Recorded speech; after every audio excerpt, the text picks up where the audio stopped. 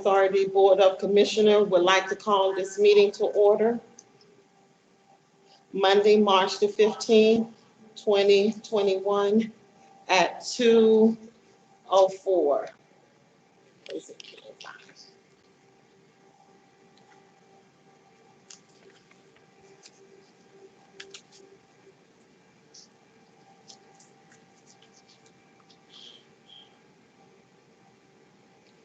Any public comments?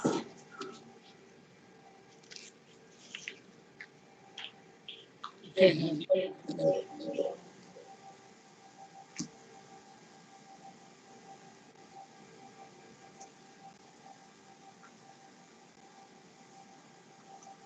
you hear it? Any public comments?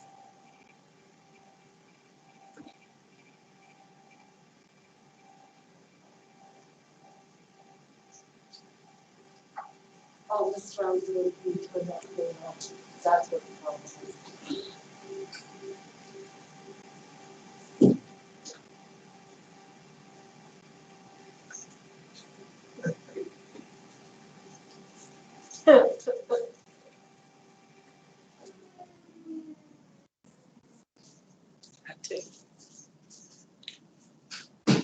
Do we have any public comments?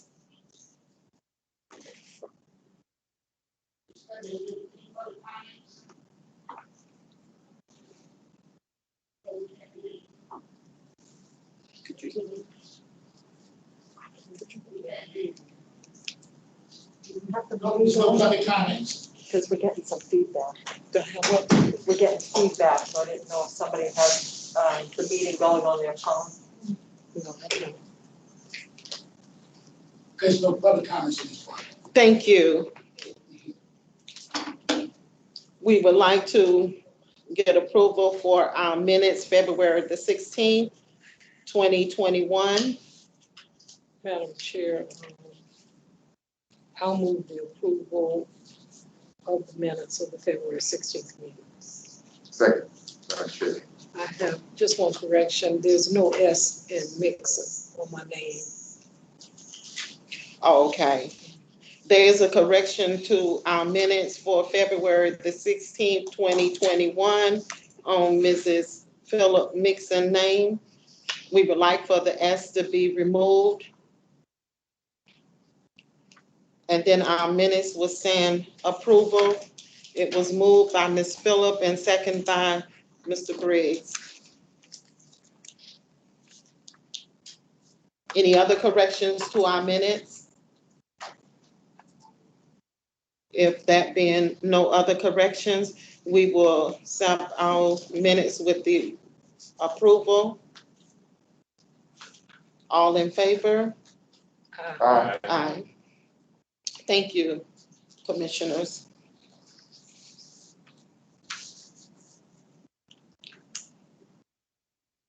I would like to say, if we have comments from the chair, I would like to announce that the month of March is Women's Month, and I would like to say to our Board of Commissioner of Women's, our legal team of women's, the senior staff at the Housing Authority, women's that are in leadership, and to all of our residents at the Jacksonville Housing Authority who are in leadership. I would like to encourage all of you as ladies to continue to do the work that you have done. And you know that there is a greater reward for everything that we do when we give to our communities, to our residents, to the Housing Authority. And so I want to salute you and celebrate you in this month of Women's Month, to recognize you as ladies, as great ladies. Thank you. You're welcome.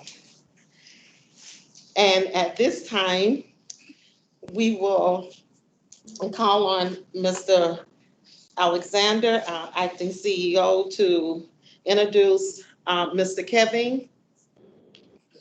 Thank you. We have Mr. Kevin Kinney on the line from Saxon and Gilmore, and he'll briefly give you an update on what's been going on with our deals. We do have 2 agenda items on the agenda item 10 and 11, which we'll speak to when we get to that point. But Kevin, are you there? Yes, I'm here. Can you all hear me okay? Yes, Okay, Yes, we got you. we can hear you. great. Thank you, Mr. Alexander, and thank you, commissioners, for allowing me to attend today's meeting. Muzzle. I'm here to offer any. Hold on, Kevin, get a mic. Sound a little muzzled. It would be on his. Hmm? It would be on his end, because everybody else has found. Okay. Can, Mr. Kevin, can you see if you can clear out? It sounds a little Sound muffled. I will work on that right now. I may call in then. I may call in the phone number. Maybe I'll have better success. Yeah. Okay, yeah, do that, please. Thank you. Yes, I'll be right back. Okay.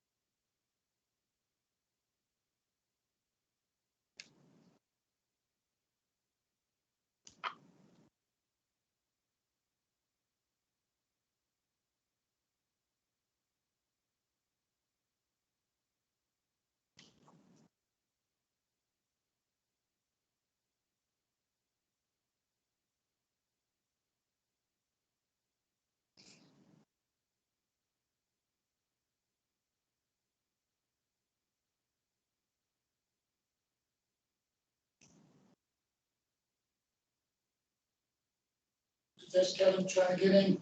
Is it man? It's an 813 number? Yes, that's Okay, it. yeah, that's gonna. Yes. Much better. Much Yes. better. You sound very clear now. Thank you so much, Mr. Kevin. My pleasure, and I apologies for the technical difficulties, but thank you all for having me join your meeting today. Yes.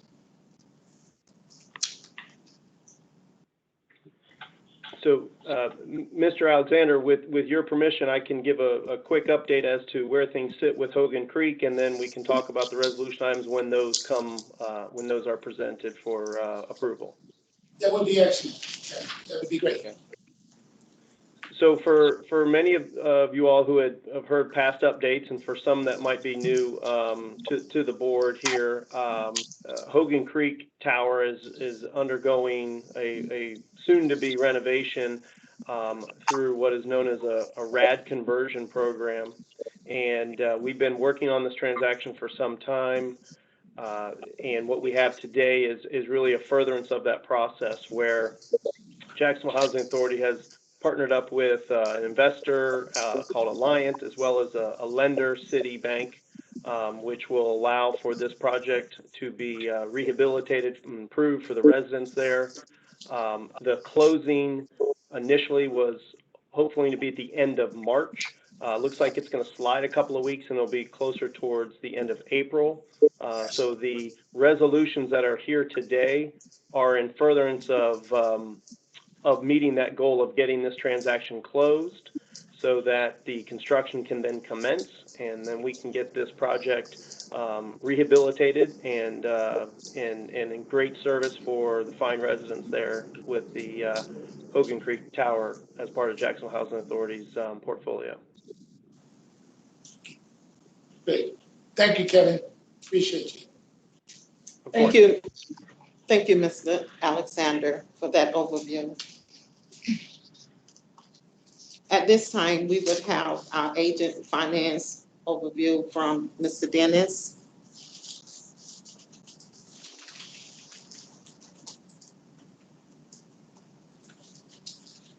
Good afternoon, Commissioners. We're looking at the financial statements as of February 28th, 2021.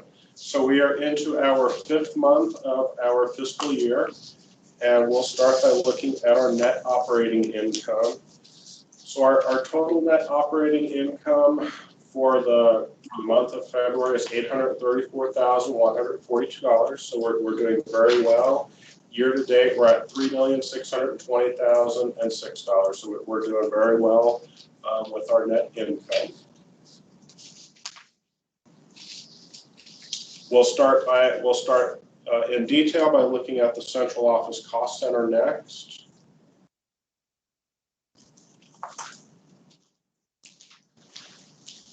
We're looking at a targeted budget of 42% for our income. Our actual income is coming in at 41%, so just slightly under budget, but we're still doing very well overall. On the expense side, again, we're looking at 42% budget. We're at about 43% for our income, so it's a little bit higher than what we were anticipating, but still, we're still having positive cash flow for the for our public housing. Our budget again is we're at about 42%. Our income is at 51%. This is because of the Hogan Creek, the delay in the Hogan Creek closing, and we have additional income for Hogan Creek. For the expense side, we're at 43%. So even though we have Hogan Creek and we're still operating, we're still keeping our expenses in line with where we were budgeted. Moving on to the Section 8 program, our income is down a little bit. We're at 39%.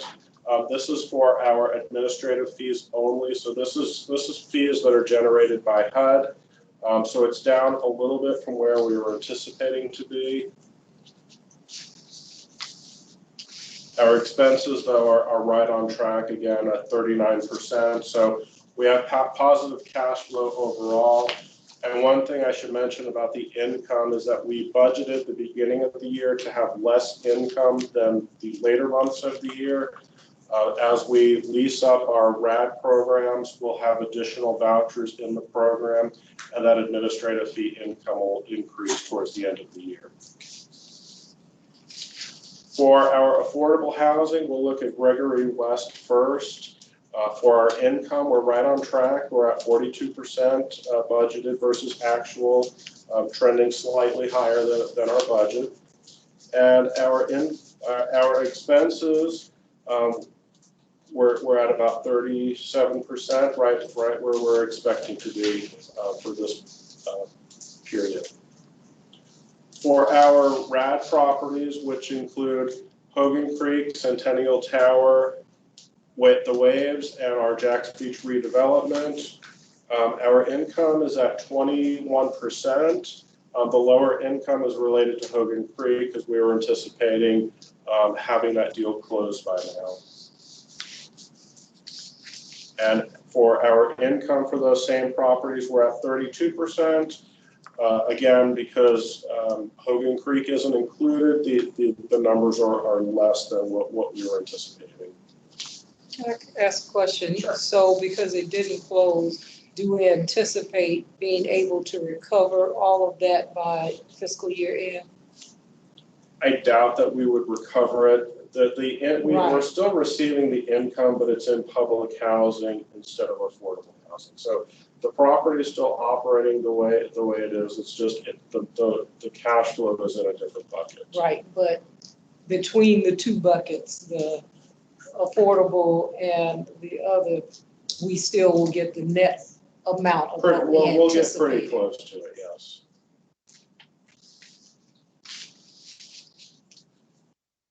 Next, we'll look at our reserves for our programs. We're at $32,967,727. So we're doing very well with our reserves. We have plenty of cash flow to maintain all of our programs. And then for our financial ratios. Excuse me. 32.6. Excuse me. Yes. Mr. Dennis, when each one you do, Yes. can you ask the question to the Board of Commissioners if they have any questions, so you won't be interrupted when you're doing your presentation? Thank you. For our financial conditions, we always look at our quick ratio and our MENAR. which is months expendable net asset ratio. And our trend is pretty good usually with both ratios. For our MENR, we're averaging 13.8 months, and that's very good. We can operate our programs for over a year with the current cash that's in our public housing program. And our quick ratio is averaging between 3 days and a little bit over 10 days. So the MENR is doing very well as well. So any questions about the financials? Yes. I'm fairly new to the board, so I'm just trying to see what the measurement is. When we talk about 32 million reserves, is there a minimum requirement that you have to have, whether it's 5, 6, 7, 8 months? There's no minimum required. The way the housing authority has worked is that we have public housing. Those funds are specifically to be used in public housing. We have Section 8. Those funds can only be used in Section 8. Now we have management fees that the central office charges to public housing in Section 8. Those management fees become defederalized, and we can use those fees to operate different things like our affordable housing program. So the federal government doesn't have a minimum requirement? No. Okay. There's not really a minimum requirement on the MENR and the quick ratio. They may have a suggested amount that they like us to see. It may be like a 3 or a 4. It's not as high as what our numbers are. Yeah. If I may comment, most of the times, some housing authorities may only have $1 million or $2 million in reserves. It all depends on their cash flow. But when it comes to the MENR, they normally require, they would like to see you have at least 4 months of reserve, because sometimes they may be slow with the funding. As you know, last year, or the year before last, they shut down the federal government. So if they shut down the federal government and they weren't able to provide any funding, how long could a housing authority survive? And in the case with us, we are way out there in terms of how long we can survive. We can survive a minimum a year. And sometimes, unfortunately for us, they haven't came back and recaptured any money, but normally when the reserves get too high, HUD normally comes back and recaptures the money. So we're grateful and thankful that we have 32 million. Okay, thank you, Ms. Alexander. Ms. Phillip? Ms. Alexander actually just said what I was gonna say about the requirement Yeah. for the reserves. The only other thing is, as we look at the properties and there are capital needs in those properties and all of that, then based on, as Mr. Alexander, might be Dennis has said, they can only be spent in that particular, if the money is in public housing, it can only be spent on public housing, and that kind of thing. But yeah, the reserves can be used to address capital needs for the properties that are out there. We received $5 million this year to do some capital improvements, which is clearly not enough because we have so many properties. So we can go to reserves if we don't have enough money. But we've been fortunate enough to get that $5 million on a yearly basis. Also, we are looking, and we'll come back to the board and looking to possibly get involved with the Move to Work program.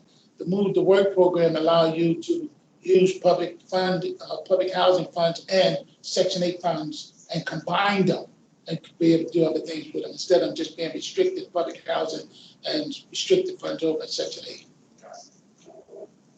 Through the chair, Mr. Alexander. Yes.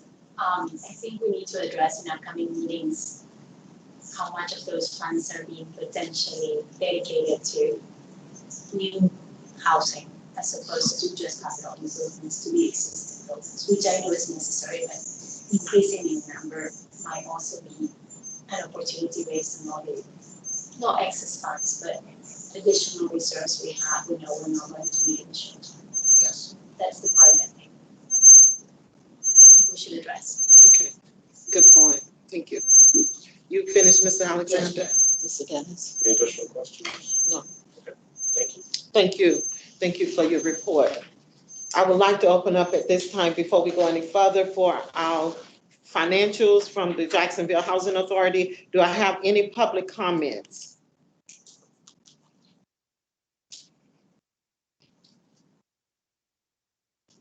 Seeing that there's no public comments, we would like to go to our resolutions. Can I get a motion for our financials from the Board of Commissioners? I motion. It was a motion by Ms. Annabelle. Can I get a second? Okay, it was moved by Ms. Annabelle, seconded by Mr. Mira. All in favor? Aye. Thank you. Our resolutions for the Jacksonville Housing Authority. Resolution JHA 2021 JHA 07. Mr. Alexander. Thank you. Ms. Again, could you go back to the previous screen? Thank you. To the financial? No, to the agenda. Oh, Yes.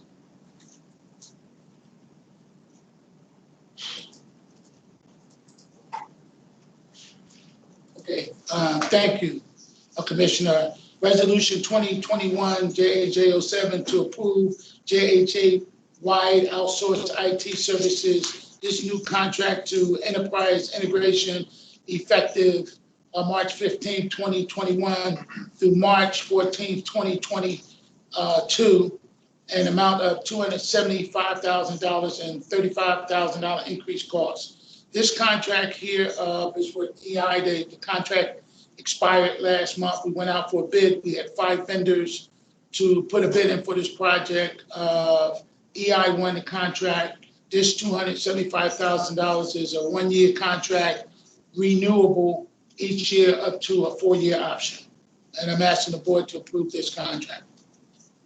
Would like to open up for discussion. Board of Commissioners. Ms. Phillips. For the renewals, is there an escalation in cost? I will defer that question to Colleen. Colleen, are you there? Yes, sir, I'm here. The increasing the cost for our outsourced IT services has increased 35,000 over last year. And my question, Yes. Madam Chair, was, Mr. Alexander indicated that there were renewal options in there. Is there an increase stated for the renewal years, for the out years? Is there No, an there increase? No, price will remain the same throughout the 5-year term. Thank you. Through the chair, is this an automatic renewal? Do we have a cancellation period in which if they're not performing, we have 30 or 60 days to submit a review notice and get out of the contract if we need to, or? It's not, if we unsatisfied with the work that they do after a year, we can go out and get another contract. That's why it's renewable every year, so it don't bind us to a 5-year contract, yes. Yes. My question is, did we just do a contract with another IT vendor at the last board meeting? It might have been Yardi, I can't recall, it might have been Yardi. It was Yardi. Yeah, which is software we use instead of IT platforms. Okay. I just wanted to talk to you. Yeah, so IT handled me, EI handles our platform and our servers, and Yardi actually handles our software for our property management, our Section 8 program. Any other questions from our Board of Commissioners? One more, Madam Chair, if that's Okay. okay. Who were the other vendors that we discussed the proposal with? It was 5 others, you want to know their names? If you know, and you No. can tell me absolutely later. Oh, okay, That's okay. absolutely fine. For sure, yes. Thank you. Okay, if there's no other questions from our Board of Commissions, I would like to open up for public comments for Resolution 2021 JHA 07. Any public comments? Seeing that there is none, I would like to get a motion for Resolutions 2021 JHA 07 from the Board of Commissioners. So moved. Second. It was moved in second. All in favor for this contract? Can I get a vote? Aye. Aye. Thank you. Resolutions 2021 JHA 08. Mr. Alexander. Yes, this is a contract, this is the final year of the contract between WWK Mechanical Contract and All Care. This is HVAC contract, HC-wide. We're asking the board to approve $550,000, just the average cost of it each year. Normally about $400,000 go to All Care and about $150,000 go to WWK. And the purpose of it, we use WWK as our backup, and we use All Care as our primary contractor. The cost is a lot cheaper to use them more so than WWK. So we asking the board, and this is the final year of the 5-year contract. I'll move approval, Madam Chair. Ma'am. One moment. Do you I'm need a sorry. motion? Well, I was going to open up for discussion first. I think you take the motion first. and then Okay, well, discussion. we'll make a motion. I move approval. Second. Open up for discussion. It was moved in second.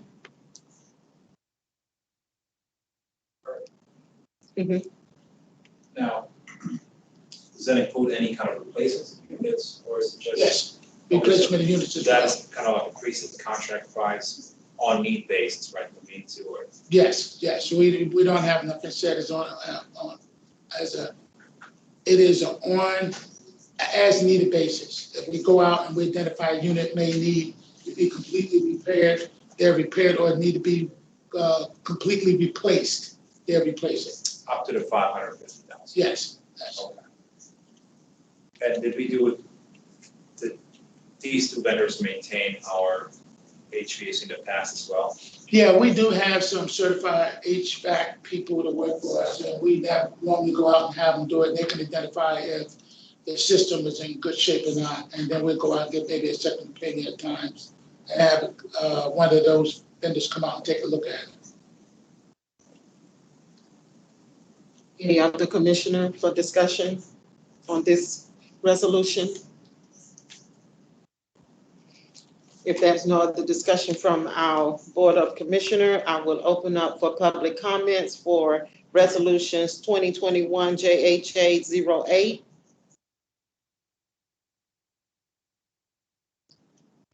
Seeing that there's no public comments on resolutions 2021 JHA 08, I will put to the floor to the Board of Commissioner for a motion for approval. I'll move approval. Thank you. Oh, it's already been moved. It was already moved and discussed, right? Oh, okay. So we just need a question. All in favor? Aye. Aye. Thank you. Resolutions 2021 JHA 09. Mr. Alexander.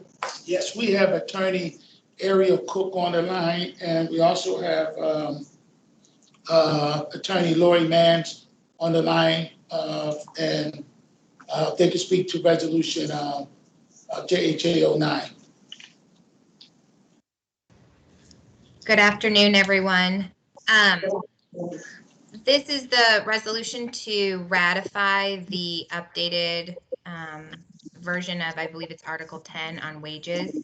As you all remember, we've had multiple shade meetings to discuss it, and so we were able to come to an agreement, and the resolution is just the formal acceptance of that agreement.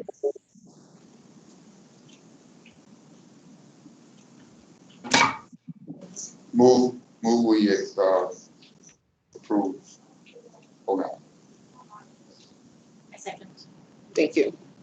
Madam Chair, Yes. do you have the resolution? Can it be shown up here on the screen?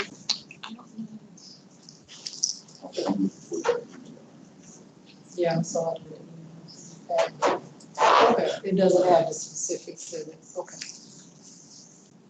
It's just, the new article should be attached. Is there an attachment? You have attachment to that, Ms. Yvonne?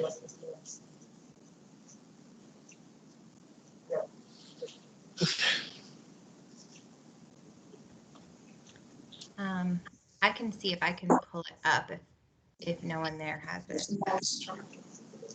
You fine with it, Ms.? I won't exceed it.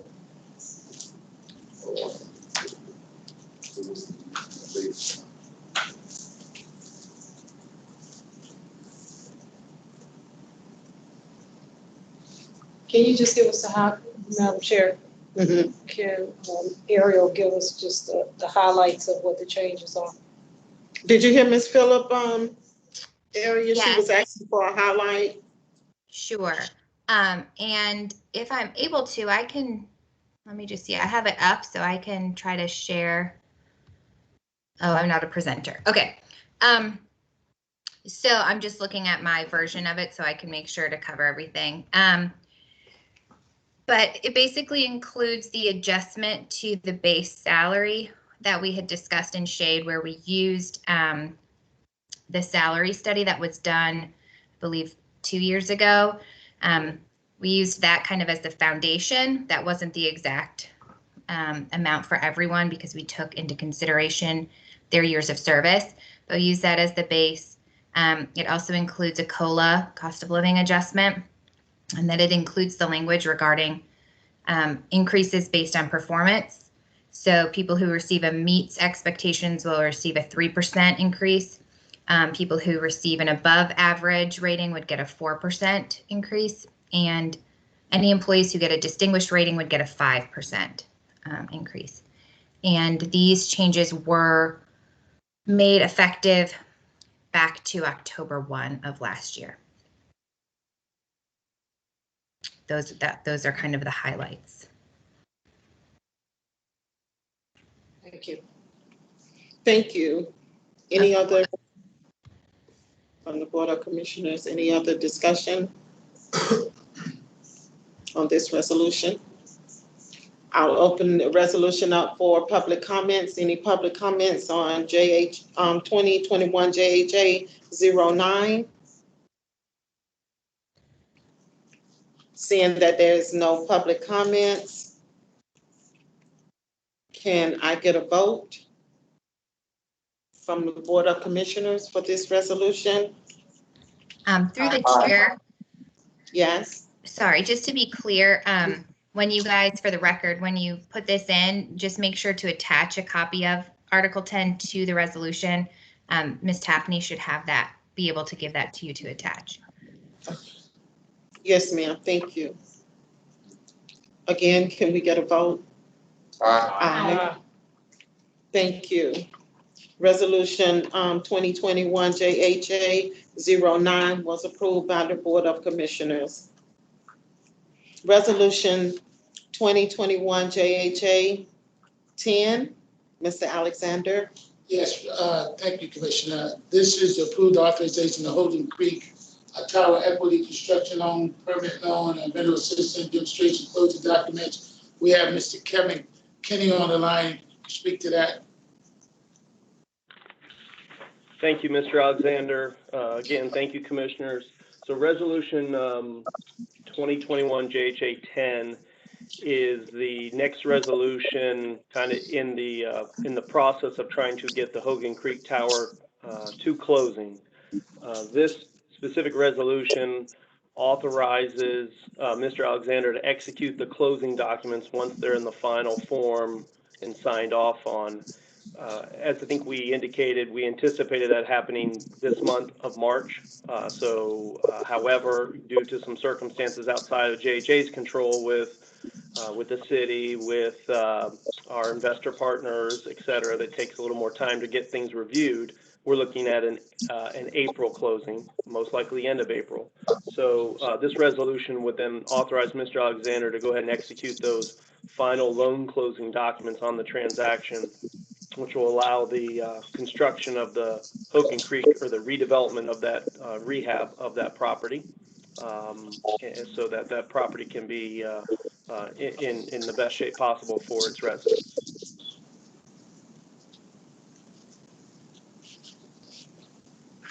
Thank you. We will now get a motion for resolutions 2021 JHA 10. I'll move. Second. Thank you. It is now open for discussion from the Board of Commissioners.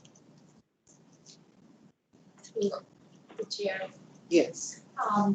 Could we possibly get the high level outlines of the loan, the terms of the loan, rate, the collateral, what the advance rate is, principal, et cetera? That would be great. Okay. So, Mr. Mr. Kenny, do Briggs. you want that now? Oh, yeah, can you guys outline that for us now, or Mr. Kevin, did you hear the questions? so we can approve for the sign off, the final sign off Well, of those, we need that. I'm happy to provide some detail on the financing transaction, if that was what was requested. It was a little hard to hear the question, but I think they were looking for some of the terms that are going to be included in the final documents. Did I hear that correctly? Yes, sir. Yes, and the loan specifically. On the loan. Firm loan. Sure. So the way the transaction is set up is Hogan Creek Redevelopment Partners LLC is an entity that JHA is the sole member of, and we then partner up with Citibank, who will then turn and loan that entity $16 million plus for construction costs. And the reason they're willing to do that is because there's a third party called Alliant Capital who will put into that entity that amount of equity in exchange for getting tax credits. So Alliant is motivated to put money into the deal in order to get their tax credits. That's why they're there. And then Citi puts in the loan into the entity so that the construction can be complete. This construction loan will be in place for about 30 months at most, 2 years, 24 months to 30 months at most. The construction is scheduled to take less than that, obviously. And then once it's constructed and the residents are moved back in, and then that's called stabilization. And at that point in time, they'll become a permanent loan, which is about a $6 million loan that is paid off over 30 years. And again, the cash flow from the deal is sufficient to pay for that. What's unique about this deal is, if you may recall from a few months ago, is that typically in these deals, Jacksonville Housing Authority takes a minor role. They're more of like a 30% owner with a lead developer. However, the lenders and investors requested that Jacksonville Housing Authority take the lead on this deal and become the lead developer. So Jacksonville Housing Authority is then responsible for getting this constructed and built in accordance with the plans and specs. And in exchange, they get 80% of the developer fee. So it's a more lucrative deal for Jacksonville Housing Authority because they're in control. So they've got more decisions to make in this instance.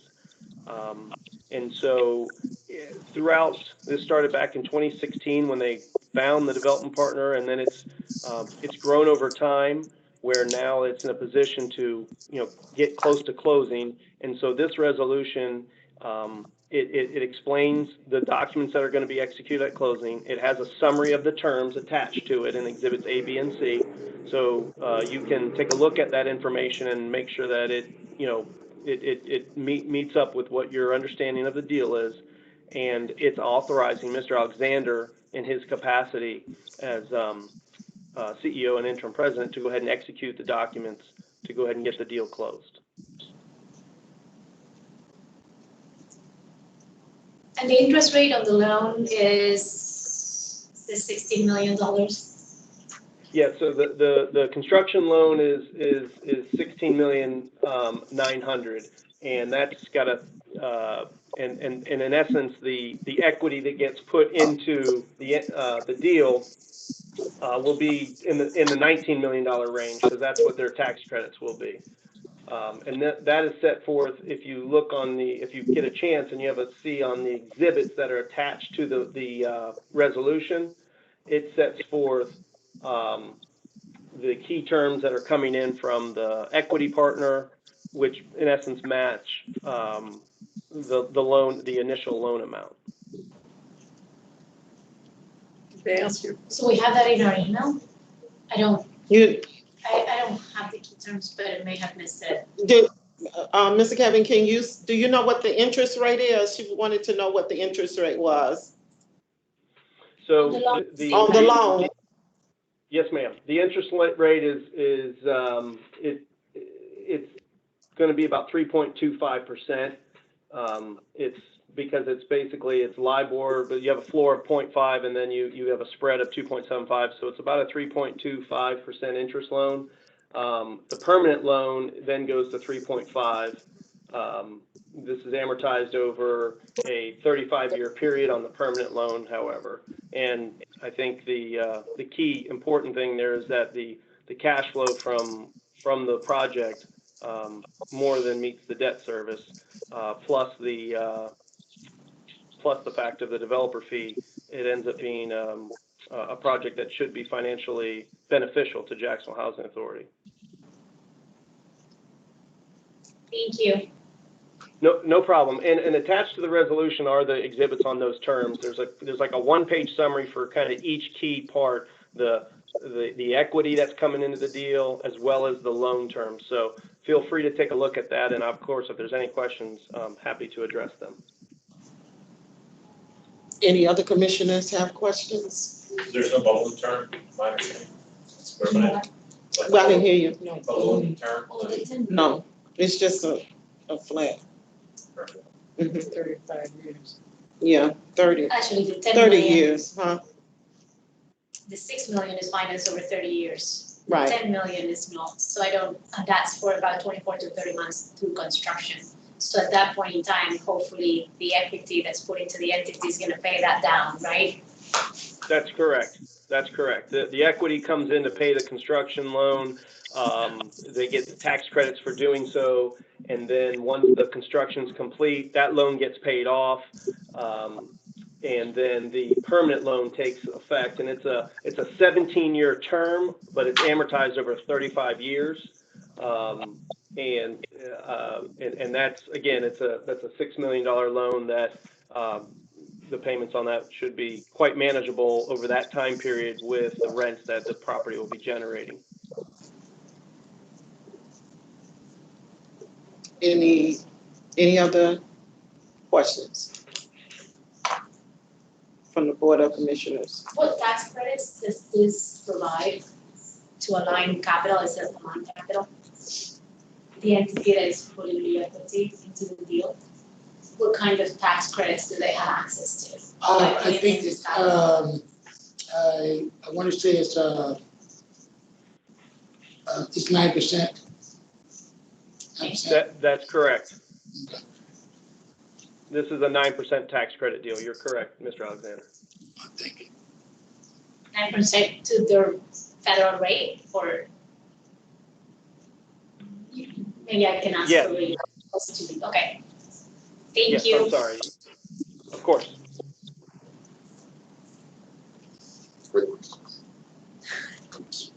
Hey, through the chair.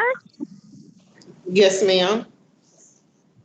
Hey, if I can just add to the conversation, I see that the board members are asking a lot of questions, which is totally great. Because this whole deal structure is a lot when you're seeing it for the first time, but just to give the members some comfort, this is actually on a big picture level, the way that the housing authority can accomplish, capital improvements and maintenance on many of its properties. And so I think this is the first deal that, half of the board is seeing, but some of the other members know that, Mr. Kinney, as outside counsel, has come on many other occasions and presented these same types of deals to the board. So it might be helpful for the board at some point to kind of go back to the basics of explaining this whole RAD program and how that works, so that when these types of deals come before the board, like the foundation of why the authority does what they do is a little bit more clear.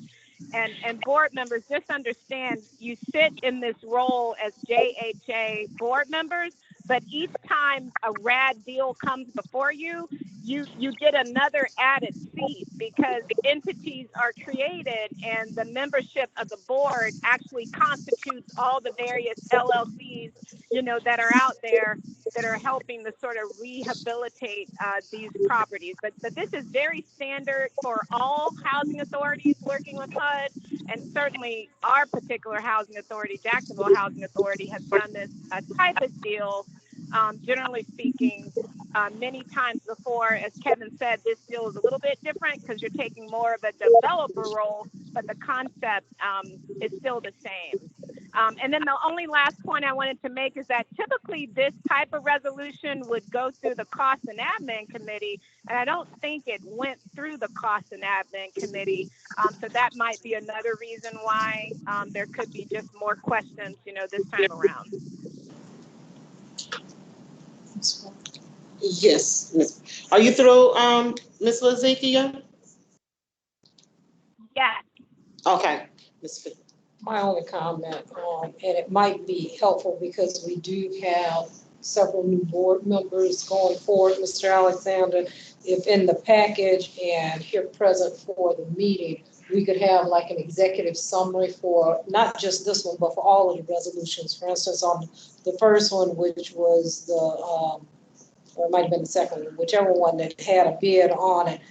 We used to get like a summary of who all of the bids were and what the companies and then the amounts of the bids, so that we would be able to see that information either prior to the meeting or certainly on meeting day. And that might help us to visually, hearing Mr. Kenny give the information on the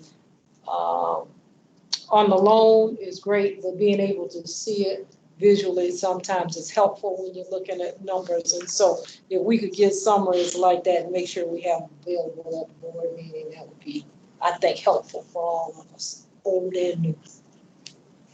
Yeah, normally we normally have that. Normally we have the committee, like Ms. Lazikia said, we would normally have the committee meeting the week before the board, so the board to be able to go through each and every one of them items in detail, so it don't take up much of the board meeting. But unfortunately, we didn't have the committee meeting this month, but we'll make sure we have that information for next month.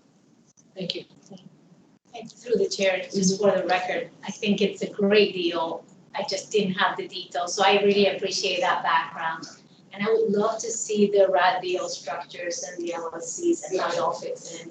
And I think this is the way to get creative for the future if we were to do brand new development from scratch. So that's why I was so interested in the structure. Thank you. You're welcome. Any other commissioner for discussion? Call the question. Before we vote, I would like to open up for public comments for 2021 JHA 10. Any public comments? Seeing that there's no public comments, I would like to open up to Board of Commissioners for a vote. All in favor? Hi. Thank you. 2021 JHA 10 will approved by the Board of Commissioners. Our next resolution, 2021 JHA 11, Mr. Alexander. Yes, we have, again, we have Mr. Kevin Kenny on the line. This is a continuation from amendment to the development rights agreement from back in JHA 40, 2020. And got Mr. Kevin online. He can speak. Mr. Kevin. Thank you, Mr. Alexander, and board commissioners as well. Again, so 2021 JHA 11 is part and parcel with number 10. As Mr. Alexander said, on 2020 JHA 40, the board authorized Mr. Alexander to execute an amendment to the development agreement with our partner, Gardner Capital. Back in, if you'll recall, back in the end of December 2020, beginning January, That's when we finalized the arrangement where JHA would take the lead developer role and get 80% of the fee, and Gardner would get 20. When we did that resolution, we extended their development rights agreement through the end of March 2021 because we fully expected to close this month. I think as been stated, we're delayed a few weeks here, and we're looking more at an April 30th closing. So we need to amend that development agreement yet again, just merely to extend the amount of time, and we've given ourselves a little cushion through the end of June or closing, whichever occurs first, so that we don't have to, come back to the board and address just a continuation. But the deal terms do not change. The development agreement still provides now that JHA gets the 80% of the developer fee. So the only change here is extending the expiration from March 31st, giving us through the end of June, just giving us some cushion to get this thing signed and closed. And then once we close the transaction, then our development agreement with Gardner is terminated, because then at that point in time, we take the lead on the development, and they're just they're getting a smaller share of the fee as was laid out. Attached to the resolution is the amendment. It's a kind of a 2-page simple amendment that just says we're extending the time in order to get this closed, and that's the only thing it accomplishes. So if there's any questions, I'm happy to address. The Board of Commissioners, can I get a motion for Resolutions 2021 JHA 11? Second. It was moved by Ms. Annabelle and second by Mr. Briggs. Open up for the Board of Commissioners for discussion on this resolution 2021-11. We need Just one discussion. comment. Okay. This only affects timing. That's what I heard. What I heard was this only affects timing, nothing else. Okay. Anyone else? Okay, thank you.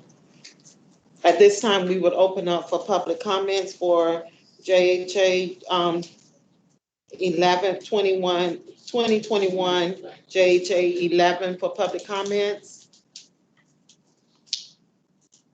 Being that there's no public comments, call the question.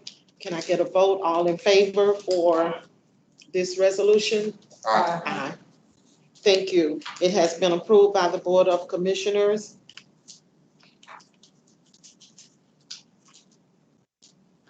At this time, that concludes all of our resolutions. Am I correct, Ms. Alexander? Correct. Thank you very much. Thank you. At this time, we're going to have a report by OIG report update. Yes. We got Ms. Kathy Reed, Oh, okay. Director of HR.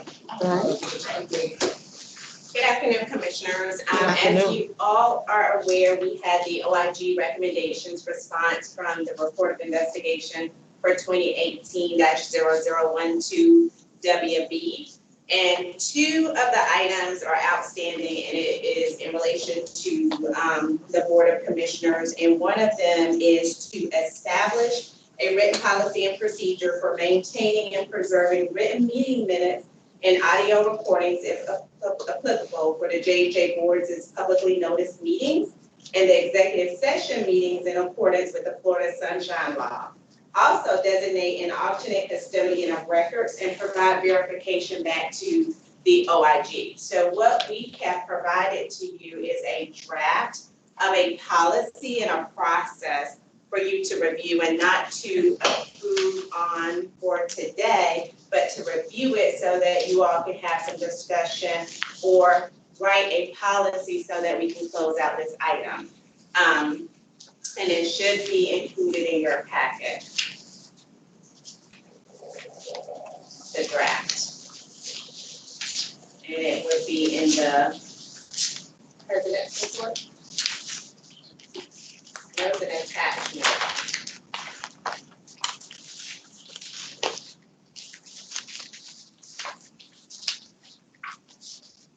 Some other attachments. You got a copy of it?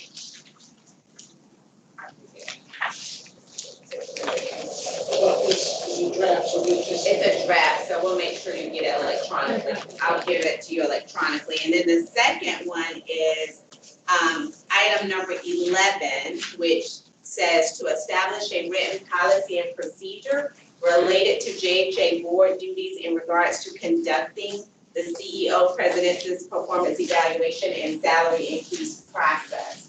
Also ensure that any justification documentation is preserved in the personnel file or an alternate location deemed appropriate for retention purposes, and provide verification of the OIG. So what we really want to do is work to close out these outstanding items from the 2018 investigation. And I have been working very closely with Lisa Green from the OIG to resolve these. And these are two outstanding items that we have that we need to address. So we do have some draft policies for you all to review or look at writing them from the start. So I'll make sure you get those electronically. Okay, so Ms. Stephanie, because I thought we did do the policies for the board. So you did the bylaws. You have a draft of the bylaws that is also part of this. Right. However, there were two additional items, those two items that were prior policies that had to do with, one, the CEO evaluation process, and then the way that you record the meeting minutes. Okay. Okay. Okay, so we didn't do the policies yet. So there is some draft policies that. Oh, okay. As part of us, JHA, responding to the OIG, but because those policies need to be addressed by the Board of Commissioners, Gotta be. I would like for you all to review those drafts, make input, revisions, or develop the policies from the start, if that makes sense. Ms. Brock, Yes. do we currently have a active personnel committee or admin subcommittee? Well, no, we did away with those committees. We did away with all of those committees. And we want to move forward. And so if you can, Ms. Taverny, if you would get us the policies that you do have so we can go through them and make a vote on them, because I know we did work on them. So if you would do that, that would help us a whole lot, because we did work on that, like you say, and the bylaws. I know we worked on those as well. So yeah, so to answer your question, Commissioner Phillip, yeah, we done away with those committees because we had already worked on them and done them. For the most part, but we just hadn't brought them before the board to get them approved. But so that's why she was saying she was gonna give us a review on it. Yes, sir. Hold on, Ms. Lazikia. Thank you for the work. Sorry. Oh, go ahead. Sure. Thank you for the update. I know you've been working closely with Ms. Green. What is your timetable for having this completed? So I can tell you because of the delay, and I will definitely work with her on, she does know that there are some draft policies that we were bringing them to you all for you to review and possibly not vote on them until the next meeting.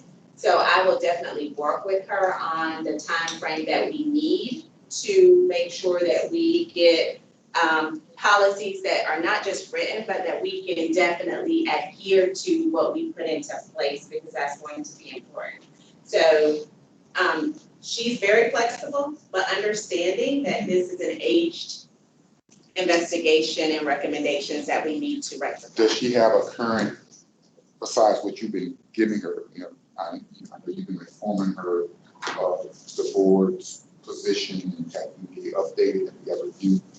Does she have any expectation right now for her own purposes? Does she have an expectation? Because what I don't want is for her to be working with us, knowing, understanding what our situation is, because we're reviewing and so forth. But then she's got a different expectation that she's communicated to someone else, you know, perhaps the administration or other folks, that we're not meeting. I can tell you that she has not divulged that to me, and she does. I did let her know that I would give her an update this week on the status of where we are. So I will do that, and I will communicate with her on an expectation. And definitely after you've had a chance to receive the draft policies, maybe we can have a special meeting and discuss a timeline on when we can get it rectified so that we can present it back to her for approval. Yeah, because I also feel better if we came to an agreement on when that, you know, what the expectation was, and then we operate under that expectation. And that would, you know, relieve pressure would be on us as a board to respond, and sort of relieve you the responsibility of having to satisfy the requested outside of completing this process. Absolutely. Just understanding that it is old, right? And making sure that we are diligently working toward the goal of getting it resolved with her. I think that is most important when I talk to her, is that we want to resolve it. As quickly as possible. Okay. I Commissioner was just Phillips. gonna say that, you're exactly right. Is this something that we could work towards having on the agenda for the next meeting? Well, that's what Ms. Tiffany was talking about, putting it on the agenda for the next meeting, but what I Okay, would like. didn't hear you say. Yes, ma'am, she specifically did. that. Yeah, she did. But what I would like to see is also what she suggested, that we would have like a special call meeting so that the commissioners, if they saw something in there, when they do the overview, before we come to our regular board meeting, we could already be done iron that out and straighten it out so that when we come to our regular board meeting, we would be able to do a vote on it or an approval on it. But let me see what Ms. Lazikia had to say. Ms. Lazikia? Yes, ma'am. Through the chair, I just wanted to, and I'm going off of my recollection, McGowan, when McGowan was chair, I know he dispensed with the CEO search committee, that whole committee. That was definitely dissolved. But he did not dissolve, to my recollection, the governance committee, because Sue was appointed, he had appointed her as chair to that committee. So that is an actual live committee that is still present. And I don't know if Dwayne Alexander can confirm that, but I don't believe he dissolved the governance committee. That is correct, you are correct. Yeah, he did. Yeah, he did. I'm sorry, Commissioner. He did. He did appoint. That's how we got the personnel policy. Right, Yeah. And so would it then go to that subcommittee, Madam Chair, or the cost and admin committee, or some other committee, as opposed to having a special meeting? If Okay. it could be assigned to one of them, or even if Tiffany could reach out to board members individually and get their feedback in order to make the changes, rather than having to put, Yeah. that might be the fastest That's a great option. idea, Mrs. Phillips. Okay. Okay. Ms. Lazikia, Yes, ma'am. were you finished? I'm sorry. Oh, yeah, that's all. I just wanted to just make that minor correction there as to the governance committee, but Commissioner Phillips is correct.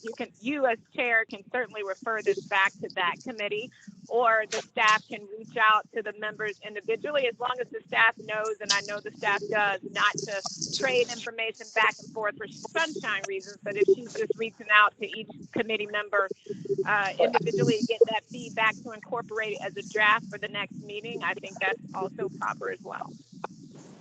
Okay. Okay, thank you. So, Ms. Tiffany, what it seems to be an overall census is that if you will call the Board of Commissioners individuals and get their input on those policies. I will.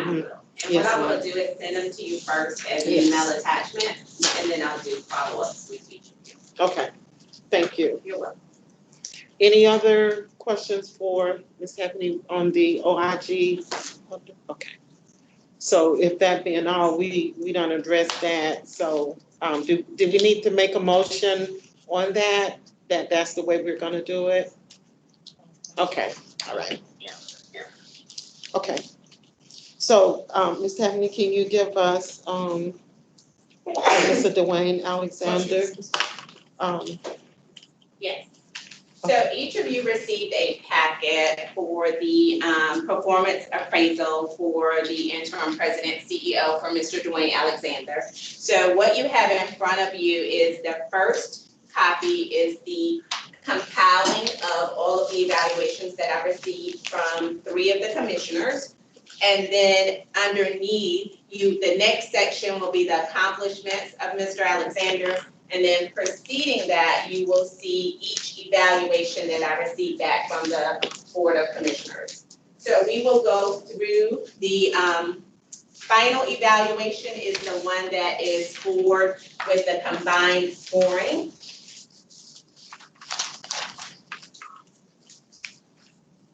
And if you go to objective number 1,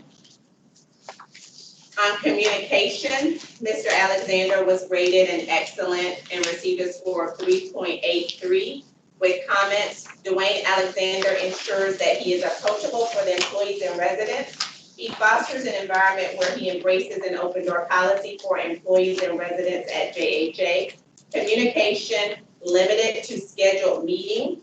Positive media coverage needs improvement. Since joining the Jacksonville Housing Authority Board of Commissioners, Mr. Dwayne Alexander immediately reached out to me and explained the organization's ongoing business and new organizational goals. He maintained open communication channels between the Board of Commissioners, his team, and residents while updating everyone with current information. Objective number 2, leadership. His score was a 4.06 excellent. Dwayne Alexander exemplifies outstanding leadership skills. He makes sure that he develops, leads his team, and builds relationships in the community and identifies new opportunities for RAD. More effort should be made to establish rapport with all stakeholder groups in Jacksonville. As a servant leader, Mr. Dwayne Alexander exemplified an approachable leadership style as his employees were often at ease when they needed to communicate with him. Additionally, he demonstrated the ability to collaborate with his employees without being overly authoritative. He believes in the power of supporting his employees as viable team members, as evidenced by his strong advocacy for their contributions to the success of the organization. Objective 3, facilities management. Mr. Alexander was rated excellent of 4.43. Dwayne Alexander has ensured that JHA invests in their existing properties. Centennial Towers, Hogan Creek, and the Waves are examples of how he has done an outstanding job with facilities management. Most major projects were initiated prior to interim IP being appointed. Under Mr. Dwayne Alexander's leadership, the organization achieved a higher utilization rate 2020 than in prior years. Objective 4, record and report. Mr. Alexander was rated an excellent, 4.13. Dwayne Alexander ensures the reports and applications are completed timely. He provides the Board of Commissioners monthly reports. Monthly IP report to board is useful. Under Mr. Dwayne Alexander's leadership, various grants are received $15,000 grant for CDBG FSS, received $30,000 grant for CBDG NCC, HUD FSS grant $231,000, Ross grant $437,000, CARE Act award $2.7 million, Capital Fund awarded $5.8 million, FSS renewal submitted $321,000, Jobs Plus grant $2.3 million, carbon monoxide grant $124,000. Objective number 5, strategic plan. Mr. Alexander was rated excellent, 4.13. Dwayne Alexander follows up to ensure the agency's strategic plan is fully executed and implemented. The agency branding and the new website launch was a component of the strategic plan that was completed. The entire board should be part of the strategic plan implementation. Mr. Dwayne Alexander excelled on strategic goal number 7, promote a healthy, engaged, and productive workforce, employment policy manual. Strategic goal number 1, maintain JHA as a high-performance agency. Strategic goal number 4, do business more efficiently and effectively. And strategic goal number 5, achieve stronger commitment to self-sufficiency.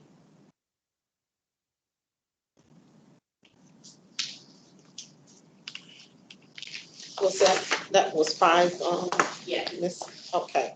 So at this time, I wanted Miss Taffany, I had told her I wanted her to pause at 5 of them so that we could have any discussion on the 5 that she did the review on. Any discussion from the Board of Commissioners? Seeing that there is no discussion for the Board of Commissioners, do I have any public comments on this evaluation for Mr. Alexander on the first 5? I'd like to make a public comment, Okay, if possible. yes, ma'am. So I'm Evan Morris, IT Director, and I just wanted to make a quick comment that Mr. Alexander has done more for this agency in the 2 years that he's been here than in the 13 I've been here, as far as technology. And I just wanted to put it on the record that he's been an amazing leader, and I just wanted to point that out. Thank you so much, Ms. Evan. Can you see if I have any other comments?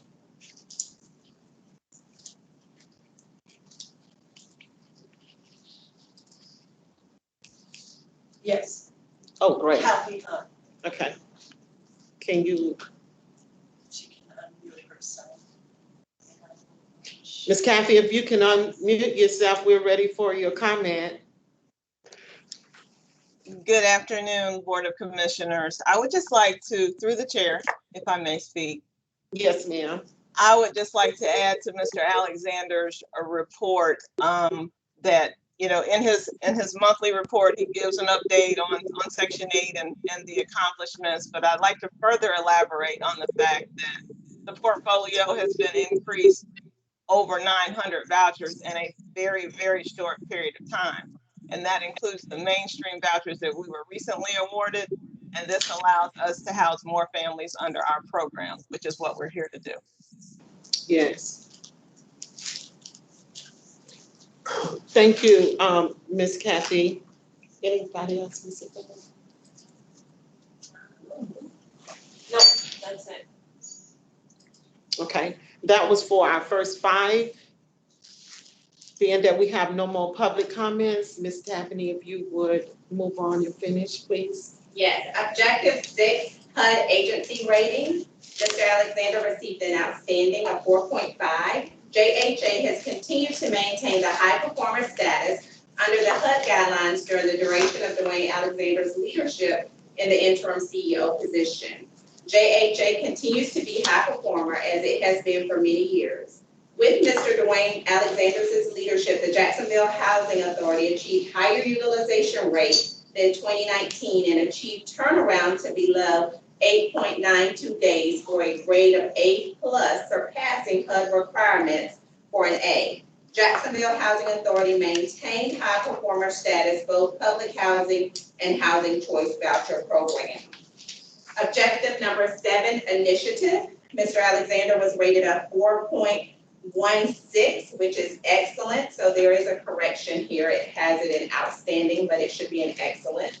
Dwayne Alexander consistently identifies opportunities to improve housing areas, fund project developments, and oversees community events for residents. Major projects were identified, initiated prior to interim IP being appointed. Mr. Dwayne Alexander led the RAD conversion of Jack's Beach Rehab successfully. Objective number 8, relationships. Mr. Alexander was rated a 3.66, which is excellent. Dwayne Alexander is an active in the Urban Land Institute. He builds relationships with elected officials for the city of Jacksonville and the Jacksonville Beach mayor, as well as their elected officials. More effort should be made to establish rapport with all stakeholder groups in Jacksonville, moving the agency to forefront in affordable housing. Objective number 9, teamwork. Mr. Alexander was rated a 4.0 excellent. Dwayne Alexander has continued to promote teamwork and collaboration as a leader. He values the input of the Board of Commissioners and considers our ideas and opinions while still maintaining the budget of the agency.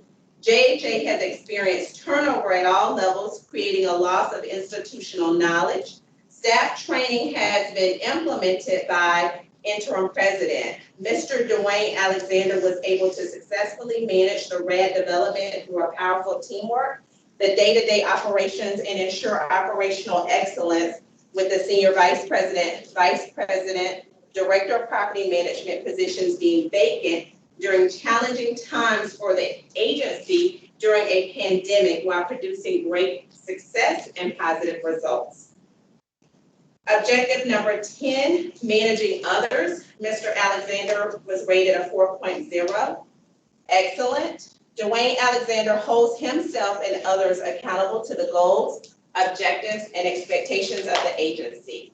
He invests in the development of his people and staff and establishes measurable goals that continues to improve the efficiency of all departments within the agency.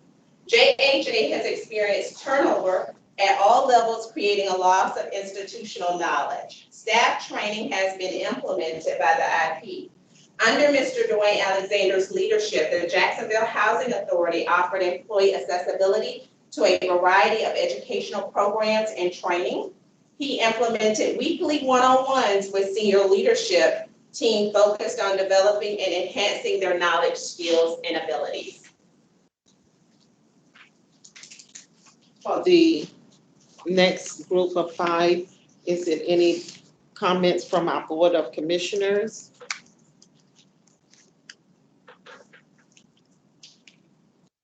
Being that there's no comments from our Board of Commissioners, do I have any public comments for the last 5?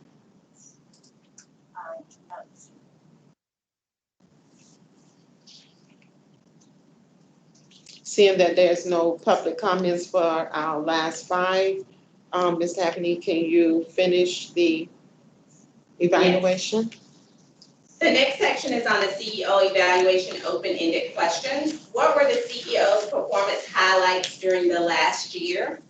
RAD conversion of Jack's Beach Rehab, closed Centennial $26 million deal, reduced the cost for the Hogan Creek initiative by restructuring the development agreement. That agreement went from a 70-30 to an 80-20 in favor of JHA. Thorough monthly president report for the Board of Commissioners. Launch of the new JHA logo and website. One of the goals that was identified for Dwayne Alexander during last year's evaluation was to capitalize on the vouchers for Veteran Affairs. He exceeded this goal and ensured the agency partnered with the Department of Veteran Affairs to continue to provide housing opportunities for the veterans. Ensured Staff Day and other RAD board events were successful for the residents. See additional items listed by interim president in attachment. Continuity of the JHA's operations through COVID was handled well by the interim president. Successfully managed COVID-19. Mr. Dwayne Alexander's response to COVID-19 has been impressive. It achieved the success by developing clear guidelines for all employees and for the public. With his leadership, Jacksonville Housing Authority was able to position to act quickly, effectively, and ensure continuity of services and meetings during the pandemic. RAD development, RAD conversion of Jack's Beach Rehab, and the employment policy manual. Number 2, what would have been most improved regarding the CEO's performance during the past year? Dwayne Alexander has continued to excel in his performance as interim CEO for JHA. He continues to perform 3 roles for the agency consistently and effectively. He has not complained once for wearing multiple hats while performing the duties of CEO, Vice President, and Director of Public Housing.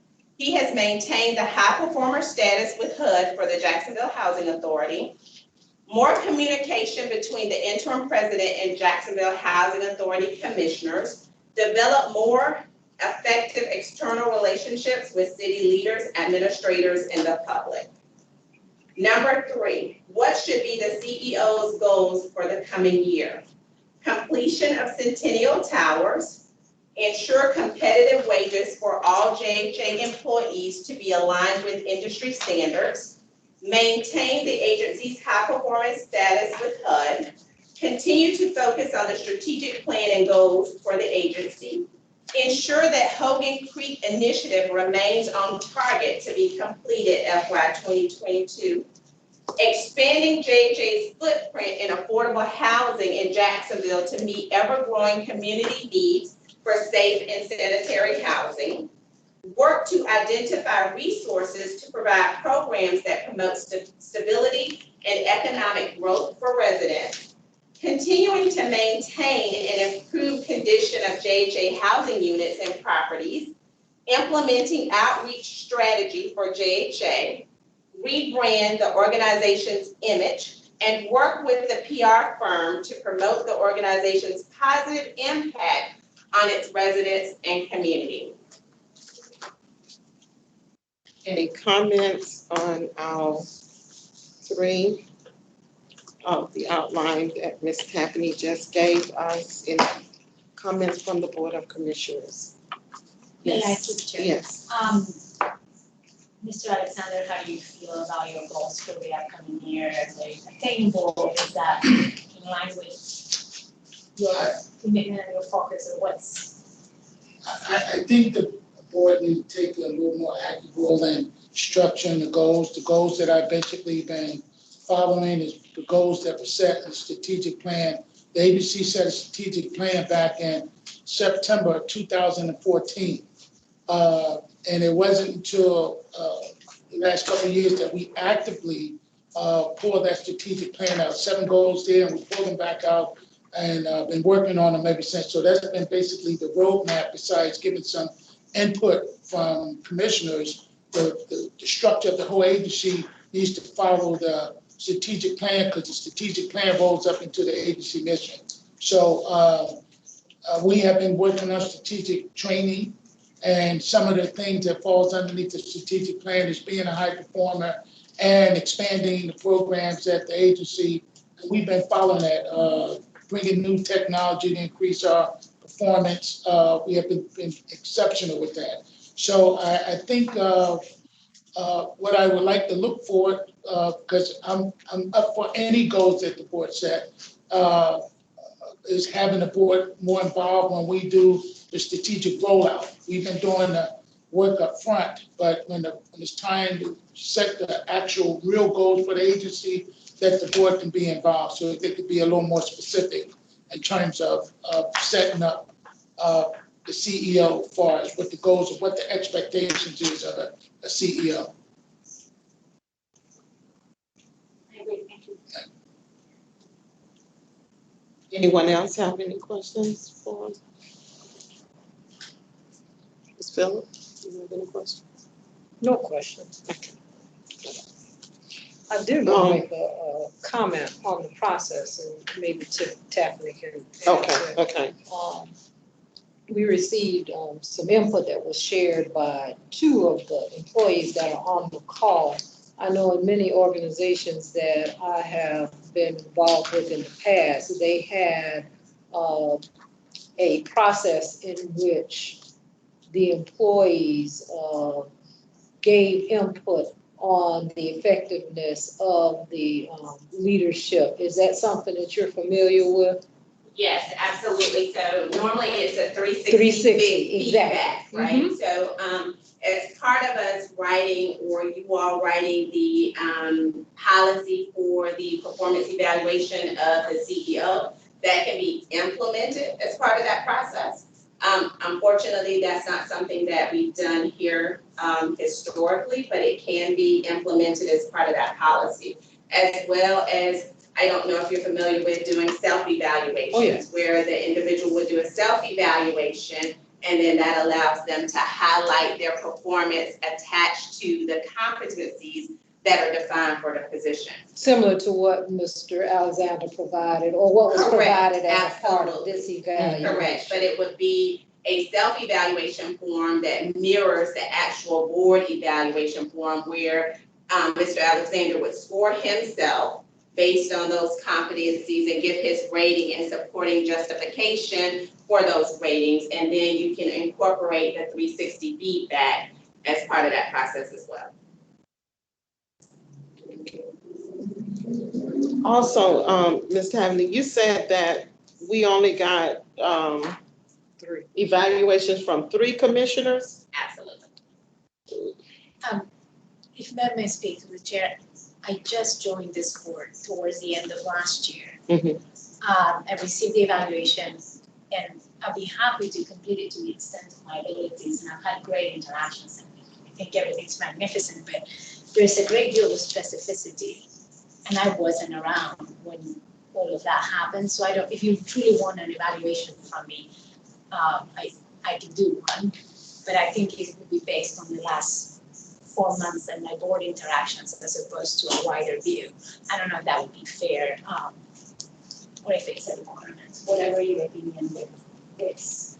I think you're doing a fantastic job in general. There's a lot of specificity in there, and I will be able to answer appropriately. If I can add to that, it's my second meeting as well. Right. I never got the evaluation. I don't know, did that go out in the email or? Yes, so you and I work together to make sure that the email that I have for you, one, you have access to it, and that's the preferred communication method that you have, because I think for you it was your JHA email. I never got. Okay, so we can talk about that, and I'll get you set up with Ms. Evan. Did you, Ms. Annabelle, did you get the evaluation though? You did get it? Okay, because I know, and I hear what y'all are saying, but when we are doing the evaluation for Mr. Alexander, we can always only base it on what we know as an individual. So you still could have did an evaluation just based on the months that you have been here, or. I'd be happy to do that. Yeah, for you. but I understand that you may not can base it on all the achievements that he have achieved since he's been here. But these are facts of things that has happened since he's been here. No, I know you do, but I was just saying, these are facts of things that has been done since he's been here. But again, you can base your evaluation based on your interaction with him. I can do And that. yeah, And because in my comments, I'll be very specific as to I didn't have enough exposure from, but I can do that. yeah, and So are we talking about redoing the evaluation, or does this stand as it is? Oh, This So if stands. I'm correct, Since it's I published. think Madam Chair is offering an opportunity for exactly. them to complete their evaluation. Mhm. And would that be a part of this evaluation today is what she's asking? Well, I would have liked it for all of our commissions to really, just like as Mr. Alexander said a few minutes ago, like how he was saying he would like for the Board of Commissioners to be more involved in the strategic planning for the agent.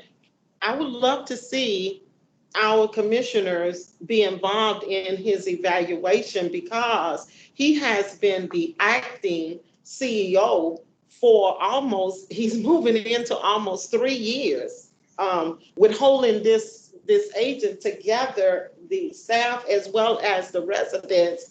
And he has done an exceptionally good job in doing that. And so I was really looking forward to, and I understand now where y'all are coming from because you are new board members, but I really was looking forward for our more mature board members being an active part in this, because we've been around, we've seen the work, we've seen, what has been done. And so, I really, Ms. Brock, I think for information purposes, that would be very helpful, but because this has been published now, I think to go back and redo this, I think that, I don't know that that is where we should find ourselves, since it has been published. And now, unlike us who did ours in a vacuum, basically, now you have the benefit of other individuals' comments. Right, through the chair, if I may Right. add to that comment, if I hadn't received this packet and heard all of this, there's so much I knew and I could tell from the last few meetings that I'm fully supportive of Mr. Alexander, and there's way more there that I wouldn't have been able to speak about. okay, It would have been a very unfair, limited view of his performance. okay, because I think thought this she is great. sent it, I thought she did send out all of I the. haven't, well, I thought she sent it out when she sent the packet of his accomplishments. She didn't send right, that so I with would it. have had to read this to make my. But again, so many of the things were initiated as either a part of the strategic plan or the RAD development conversion. That's not new stuff or recent stuff. It's been on the books for many, many years. Even prior to Mr. Alexander joining the agency, certainly he has been instrumental in implementation of those things. But they were in the process, so to speak. And then this past year with COVID, so many things that I'm sure he would have wanted to work or to bring to the board as action activities. A lot of things got put on hold during COVID. And so we have to recognize that as Completely well. understand. Yeah. Right, and through the chair, if I could. Yes, ma'am. Oh, through the chair, just to add some just history. So traditionally, when you're reviewing your CEO, when you're evaluating them, it is critical that every member participate in that. Kind of for the obvious reasons. When board members come and they go and they come at different points in time, but the evaluation of the CEO is an expectation that all board members participate in that. And in the past, it's always been that way. Like Dwayne hasn't had one, but when it was Mr. McKinney's, all the board members participated in that evaluation. And that's very consistent across the board with other independent authorities, agencies, with the city of Jacksonville. So I just want to put that sort of on the table. So if you're a board member, you should be evaluating the CEO. And then just like the one board member said, she's very correct. You would just evaluate him with your limited experience. And you would note that in the evaluation. And all of those evaluation documents would become public. It's up to this board. You could certainly right now today have the two members who did not participate in the evaluation fill out the evaluation and add it to the compilation of comments so that Dwayne can get the full breadth of his bosses and what his bosses think of him. And you can postpone this item to the next meeting so that you can get that complete review by the rest of the board, the other half of the board essentially. Or if you don't want to go that route and you want to move this evaluation today, it does take an affirmative vote for you to approve any action, including this evaluation, which you'd need to take a vote on. And if the other two members, concur with everything that's in the evaluation and they don't have anything to add, or if there's something they want to add right now on the table to have the HR director incorporate into the document. I just don't want y'all to think that whatever has been presented to you today, you can't amend it on the floor. You can't add to it. Two members, they want to add something, they certainly can do that. But those are what your options would be. Postpone, allow the other two members to fill out the evaluation, take it up next month, or take it up this month, and the other two members, of course, would obviously by their votes would be affirming yes or no whether or not they agree with the evaluation. That's it. Thanks. Ms. Blazikia, can you hear me? Yes, ma'am. Yes, I can. Thank you for that, and I know you did a good job on explaining that, but we have, and this is why I said my comments that I said, we have 3 board members that did not do that. you know, I understand our new board members, but we have 3 board members that did not do the evaluation. Oh, okay, I'm sorry. I thought it was just 2. I'm sorry. No, about that. ma'am. It's Yeah, only 2. yeah. It's only 2 because it's only 2 here that are speaking. Mr. Charles Briggs, he had to leave, so he can't speak on anything. But I'm just saying we had a total of 3 commissioners that didn't do the evaluation. Right. So I mean, honestly, through the chair, if it's okay, what I would really recommend, because the purpose of an evaluation, and this is very standard, so I'm not recommending anything that's out of the norm to the rest of city government, but the purpose of the evaluation is to get that feedback from the board and give that to the CEO. And so with 3 members not having filled out that evaluation, it's really just incomplete. And so I probably would just recommend you table it, allow those other members to fill it out with whatever information they have and can add. And then that way you at least have a complete evaluation. Okay. And it's acceptable, excuse me. I'm sorry, Ms. Phillip, I'm gonna get you in a minute, but let me get Ms. Taverny, because she did have her hand up when Ms. Luziki was speaking. So, Madam Chair, I just want to make sure that we know that this is Mr. Alexander's 2nd evaluation, and it's not and just a repetitiveness of a previous evaluation. And being a HR professional and understanding the importance of receiving an evaluation, you know, we talk about making sure our employees get a timely evaluation and they get performance increases based on the performance that they do. The expectations should not be different here. This is an opportunity for you to inform Mr. Alexander how he's performing, but more importantly, to set goals, develop him where there are any deficiencies, give him guidance, evaluate him appropriately so that he knows what's expected of him going forward, and then provide standards for, you know, decisions and merit increases or whatever it is that you all want to provide to him. But I think it's very important that we're consistent, and I do believe this is why there is a recommendation for us to write a policy on how we evaluate the CEO and how we provide merit increases based on that evaluation. And this is an important part of, you know, an employee's career, because you want to get that constructive feedback. You want to know what the goals and objectives are for the coming year, so that you can put plans in place to be able to address those and continue to move the agency forward. So I just wanted to say, from my professional experience, you know, this is a very important process, and that the expectation should be that everyone participated in it. And for me, it was very frustrating knowing that we sent it out on March 1st and we said it was due on March 8th, and then to get here to this point and only have 3, you know, to me, it's, you have to think about the respect for the individual component and how we want to set the standard, not just for our CEO, but for our employees as well. Exactly.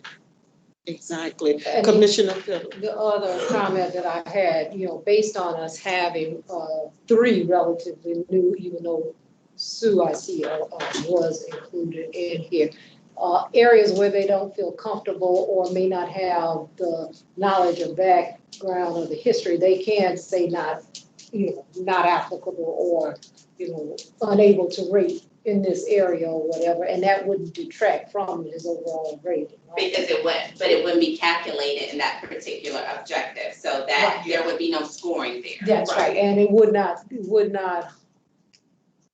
do anything to it. It wouldn't, a 0 wouldn't be put in if they didn't put it in. 0 wouldn't be put So in, it instead, wouldn't it would harm be it, but just it a wouldn't 3. help it. Right, yeah, it wouldn't harm her, but it wouldn't harm her, so.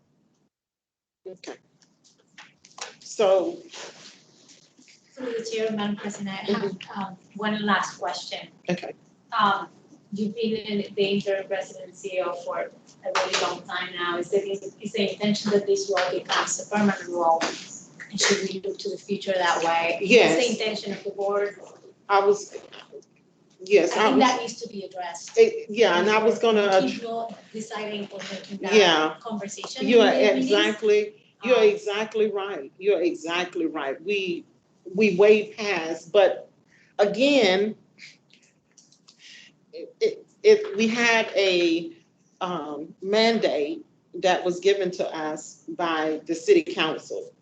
And that's one of the things that I was going to bring up today under old business, that we needed to look at that. We needed to go back and revisit that, because we do need to make a decision, because like you're saying, he's been the acting CEO for a long time in his position, and he has been performing and he has been doing a good job. And so yeah, we do. What is the mandate from city?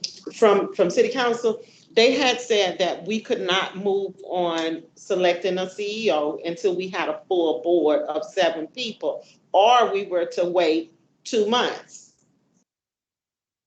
Well, we passed the 2 months, so, but we still don't have a full board. So What was the later, either or? either or. We need Mhm. to make the decision with the current board then. Yeah, Correct, okay. And exactly. it's Madam through the chair, I think it was a resolution of the city council, which is not binding, but I don't know whether or not the administration has a position on it one way or the other. The board did in fact, have a vote on, and a recommendation to fill the position prior to the city council making that resolution, approving that resolution. Then we stopped. And then we dissolved the search committee under Mr. McGowan when he was chairing the board. Exactly. He dissolved it. Mhm. But we did the search. We did all of that. We did the search, we did the interview, we did all of that. Yeah. Fully aware. What's the plan? Are we looking into the resolution to get some clarity so we can move forward? Yes. Thank you. Yeah. And that's like I was saying, Commissioner, that's where I wanted to be with Ms. Lazikia, to ask her, can we go ahead and move forward? Because we do need to do that, because we still need to stabilize the employees. They need to know, because, they still all up in the air, not knowing who gonna be their boss, who is their leader. And we need to do something. It's been 2 years that we have, 2 full years, but it's longer than 2 years. But I'm just saying, it's been 2 full years. Ms. Lazika, you hear me? Right. So through the chair, just a couple of things. Just a very good question. Did I understand you to say that Charles is no longer in the room? So you've lost your quorum? No, we still got a quorum, Ms. Lazikia. Oh, okay, good. Okay, perfect. So do we want to dispense with what we're going to do about the evaluation? And then do you want to take this up under new business? I do have a response to your question that's a little lengthy, but I didn't know if you wanted me to plop that in the middle of this evaluation discussion. Okay, so with the evaluation, we're gonna go ahead and do the process for the evaluation now. I move that we Commissioner table. Phillip finished speak. I'm sorry. I move that we table the evaluation until the entire board has an opportunity to submit their comments. Okay. Can I get a second? I second, as long as it doesn't go all the way to the next meeting, but once we provide evaluations, you're able to gather all the information so you can wrap it up Absolutely. towards, so Mr. Alexander can have his full package. Yeah. Did you hear that, Ms. Lazikia? I think we have to approve it in the meeting. I know it. I want her to hear it. That's why I want her to hear it. So she can give her Through the input. chair, I think what I heard was Ms. Phillips made a motion to table this action until the next regular board meeting. Is that correct? That's correct. Yeah. Okay, yes, that's a proper motion, and with the understanding that between now and the next meeting, hopefully working with the HR director, the board members will get her the evaluations back so she can have an updated presentation to you. But we had another commissioner that said that. I second, if that's the way the process should work, that's okay.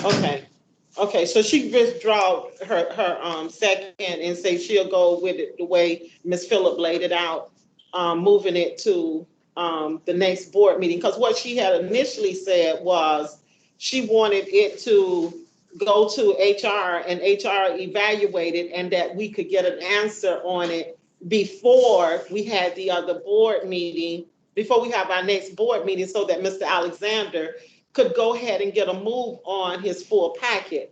Again, I guess that would have called us, because that's what Ms. Phillip was saying, that would have called us to have like a special board meeting so that we could have voted on, where we were gonna put him at for his salary and all of those type things. Am I right, Ms. Caffney? So with our fiscal year started October 1st. Right. So just understanding the evaluation period is from October 1 to September 30th.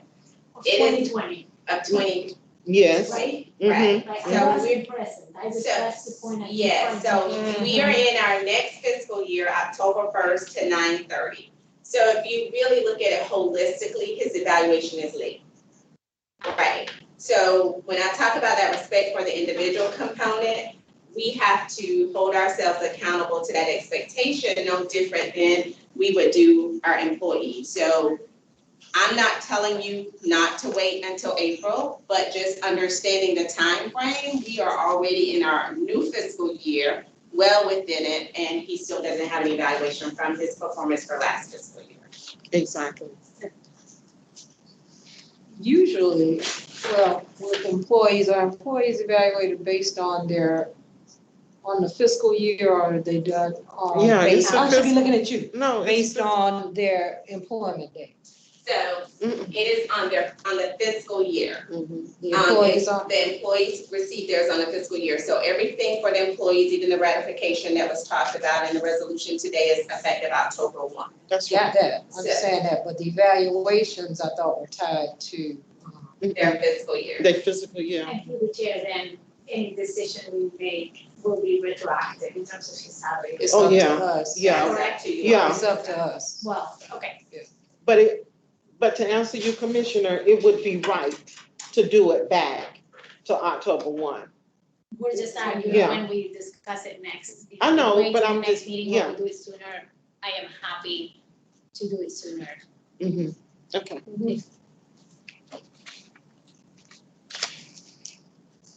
Ms. Procedurally, how do we proceed? Ms. Lazikia, Yes, ma'am. okay, so I We guess have what a the question. motion and a second, don't we? We have a motion and a second to table Dwayne's evaluation until the next meeting, right? With the understanding that the board members are going to work diligently, the ones that haven't filled out the evaluation, to get that to the HR director as soon as possible. You definitely don't have to wait until April to do that. And I think you're in a posture where you're ready to take that vote. So was there a question on that motion? Yeah, because that really wasn't how the motion was set up. It was set up, the motion was set up like you just said, and she had said she would second it.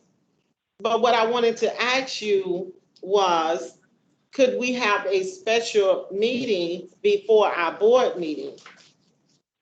Yes, absolutely. Yeah, that's in the prerogative of the board for sure. If you want to have a special meeting prior to the meeting to just only talk about this personnel matter as it relates to Dwayne, and you're talking about, the evaluation, and you're also talking about salary increases, contract, those types of things, you can definitely carve that out into a special meeting. There's no prohibition or rule about what are the types of things you can have a special meeting about.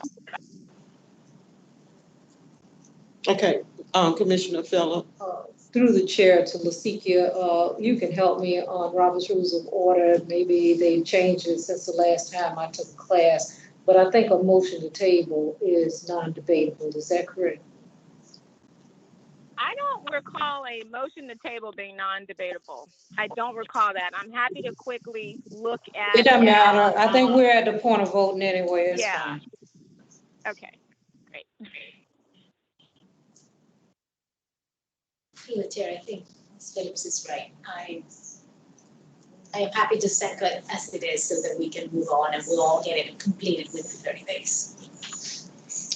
Okay, it was a motion made and it was second that Mr. Alexander's evaluation will be put on the agenda for our next meeting, in April. Do I have any public comments, before we take it to a vote? Do I have any public comments? Seeing that there's no public comments, I would like to take it to vote for the Board of Commissioners for the evaluation to be put on hold until April of 2021, our next board meeting. All in favor? Aye.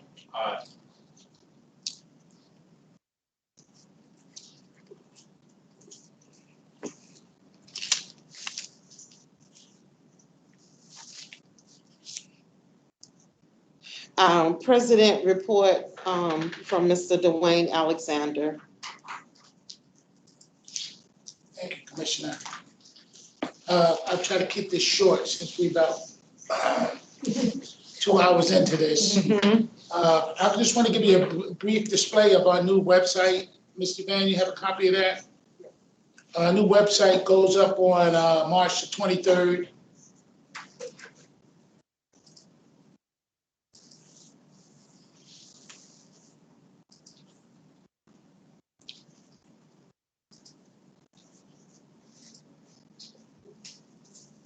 Blood sugar dropping. Sorry. We're not going to go through that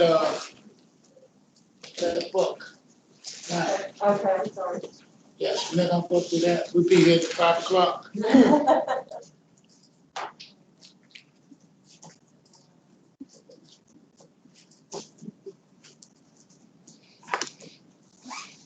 Here we go. It's our new website.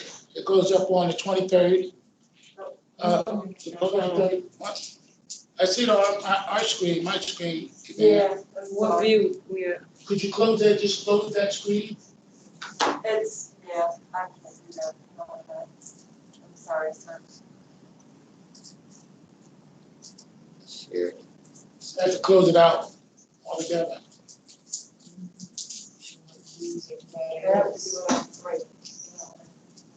There you go. There you go. There we go. Good, that's nice. Could you go down a little bit, Ms. Van? Yeah, the only problem is I have a hard time Okay, navigating so on this. one of the good things about this, it shows the calendars right up. Normally you have to go to our old website and find out where's the meetings or what activity goes on. This displays on the front of the webpage. And for the latest news, if you go down, Ms. Van, it shows you that we launched our website on the 23rd. It actually had the Jack's initiative, the new logos that we're branding. If you go back up to the top, if you go to, let's go to home. Go to home. Yeah, I'm sorry. Right there, home. Home. Yes, sir. It's, yes.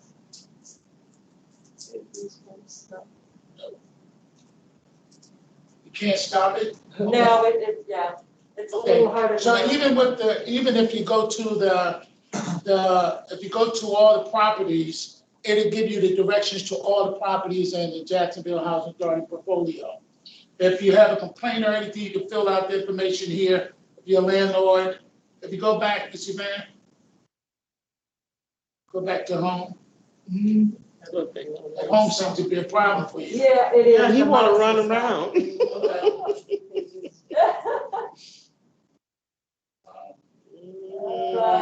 Next one. Oh, yeah, oh. It keeps going faster. I'm so sorry. There you go, click. Okay. So if you come on down. Sure. Well, if you go back up again, Okay, that's right. you go to click on, can you get the home? This is the whole thing. Okay. Well, the list of things underneath it. Okay, just come back up to the top. I see it. Go back up. If you go over to public housing, click on public housing. No. There you go. No. Click on that. Okay. You can show the page. Okay. It's a visit our communities. There you go. There you go. There we go. Okay, it gives you pictures. Come on down. And if you click on any of these, it actually give you directions to the site. Go back up, Mr. Fan. If you click on COVID info, click on it, yes. Okay, come on down. It has links to the CDC and what HUD has in there. Wow, that's, where am I see that picture? It's a video, Mr. Alexander. You can click on the CDC. Well, it has all the information that's update you can easily get to. The World Health News. If you go right back, one more page, Mr. Grant, to that homepage, and we'll be finished. But it's very interactive, it's very fresh, it's very bright, vibrant, and has tons of information. You can go right on there and pay your rent, or you can go right on there and put a work order in. Can you go back? I can't get back there, I'm sorry, sir. You can't. It's much more engaging than the old website. Yeah. Yeah. Okay, close, yeah, okay. Close that.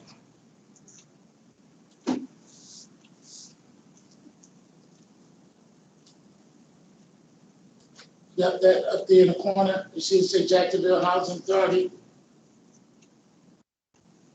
Next to Yardy. Yeah, I see it. The mouse is just all over the place. Okay.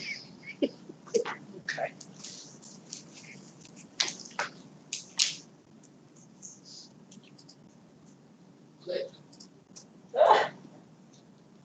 No, okay. I'm sorry, sir. Okay. They We got it. They just. We'll check it out. Okay. Yeah. Yeah. So we launched that on the 23rd. Also, we have a ribbon cutting ceremony on April the 2nd at Jack's Beach. The invitation should be going out today, but we're looking forward to having that whole entire ribbon cutting ceremony. We try to keep it short without a whole lot of fanfare, but we do have confirmed that Mayor Curry will be there, as well as the mayor from Jack's Beach will be there as well to do the ribbon cutting ceremony. We want all the board of commissioners to be there with the scissors cutting the ribbon at the same time. Also, we'll be providing vaccination next Thursday. Well, this Friday, we'll be doing it at Centennial Towers. And we have a relationship with Agape, who actually came out and did all our testing all the way back to last year. And now they're providing a vaccination. They have at least 500 shots they were going to give out at our site. And depending on how that work out at Centennial Towers, we'll bring them back over to Hogan Creek to be able to give shots to employees and residents. And if it's not enough to do it over at Hogan Creek on Friday, then we already have them scheduled for next Thursday. I just want to bring to the board's attention, we did have a meeting, we had a training with the OIG on the 25th. Ms. Green and her staff came in and gave a presentation, gave us some information, but it was a very good training for senior staff, and we are scheduling meetings for all the staff. They want to go senior staff and they want to go, yes, ma'am. What's the topic of the training? We just tell you about fraud, waste, and abuse. Just trying to be proactive and giving people information instead of waiting to, people just don't know how they find themselves in these situations. So they're very proactive with it. Also, I did put in my notes that on Friday, the federal government passed that $1.9 trillion budget, and they put $5 billion in the budget for vouchers. When I talked to the board a month or two ago, I talked about the only way to address the matter with folks being homeless is they coming out with a special voucher, and true to form, they came out with a special voucher. So the allocation that we would get will be based on our housing size. They haven't told us how much we'd get, but I'm sure we'd be in a good position. Hopefully we can get several hundred vouchers, if not more, based on our current allocation. And we will find that out in the next 60 days. So we are prepared either way. If these vouchers come out, we open up our waiting list on February the 8th. And when we open up our waiting list on February 8th, we open up Section 8. So we went from about 1,400 people on Section 8 up to 8,000 people on Section 8. And we normally teeter around 4,900 or 5,000 with public housing. And now we're up to 15,000 on, over 14,000 on public housing. Now, here's the key. Those numbers would seem alarming, but not everyone that signs up for the program qualifies for the program. At HUD, we use a 2-year tool to be able to determine how many folks that we pull off these waiting lists will meet our utilization. So in some cases, we might have to pull off 300 people just to get maybe 50 people. So even though we have a large number, we're happy that we have that large pool so we can constantly pull folks off of there. For public housing, as of last week, we poured 1,700 folks off there. Will all 1,700 folks get a unit? No. What happens is after you do all the filtering, you might out of 1,700, and this is just a guesstimation, out of 1,700, we may end up with maybe 400 if that. And when you look at our burn off, and what I mean by our burn off is that we have people to move out every month. So in Section 8 last month, we had about 12 people to move out. On the average, it's about 40 people. And in public housing, it's anywhere between 20 to maybe 35 people to move out on a monthly basis. So even though you may have some vacancies, you can always know that we're trying to keep those 35 going on a monthly basis. So we're looking for, I'm very anxious to see with how these special vouchers, how many we will get, because we're the third largest housing authority in the state. And every 100 vouchers, you have to estimate or guesstimate to be about $750,000. On the, for the month of April, we do have the certified apartment managers training, which we are looking forward to. Last month, we had accredited residential manager. We had many of our managers pass to get that accreditation. And now we're taking a certified apartment manager through the National Association of Apartment Managers, the National Apartment Association, I'm sorry. And as I mentioned before, we're waiting for, we just received our last letter back. Am I correct, Mr. Dennis? We're waiting on our last letter? I think we're waiting for one more. We're waiting on our last letter for confirmation for our package for AMO designation for this agency. Now, keep in mind, there's 3,200 housing authorities in the nation, and it's only 4 housing authorities out of 3,200 that has that accredited designation. And we will be the 5th out of 34 out of 3,200 housing authority. We will actually be, there's only 520 firms nationwide. And we're looking at, well, worldwide, and we're looking to be one of those firms once we get that last reference letter back. We had strategic planning training on, in February, actually been ongoing. Me and Heather has been ongoing with the strategic training. We've been working with Nan McKay, the same people who actually it's the same lady who was here back in 2014 to help create that strategic plan when the board was here back then. So we're working on that, updating it, adding new things in there. And soon we'll have the board, and hopefully we can schedule a retreat and get all the board members to come in for that retreat. At Centennial Towers, we actually, the 13th and 14th floor are completed. And I have packages, I put pictures in your package so you can actually see what it is. We completed 14 and 13. Folks are already start moving back in those units already. We want to do the same thing to Hogan Creek, but on the 12th floor, the units, the plumbing risers are being installed to the 11th sheetrock.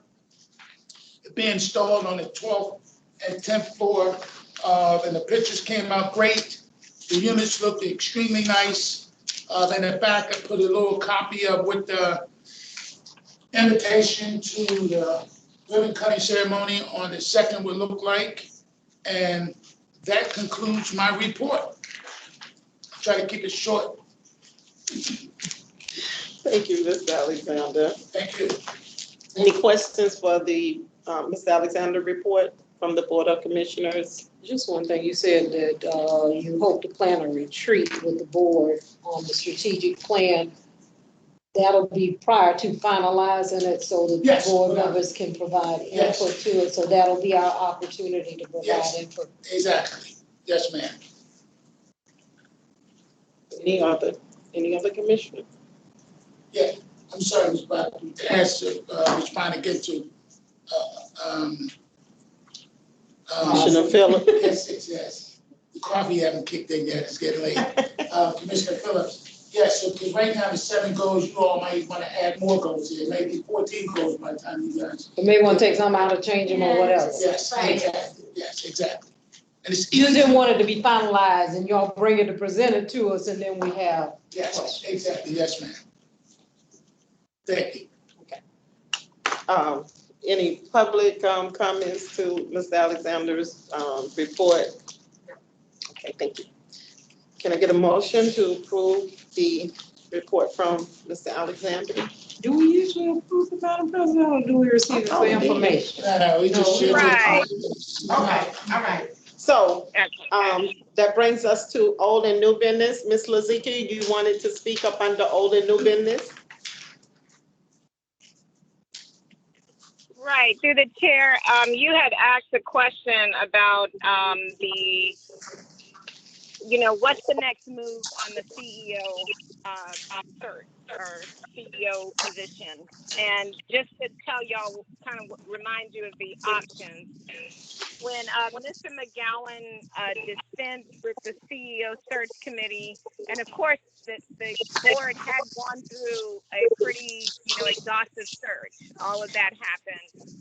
But he dispensed with that committee, and so that kind of puts you back to the baseline as to what you want to do, and you have the same options that you had way back when.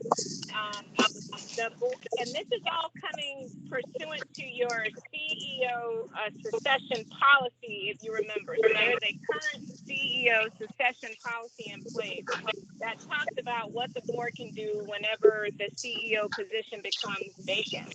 And so one of the things that it states in the CEO policy the board can do is, form a transition and search committee, okay?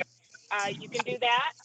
The board can also designate a special committee composed of board members and former board members to make a recommendation to the larger board over who should fill that position.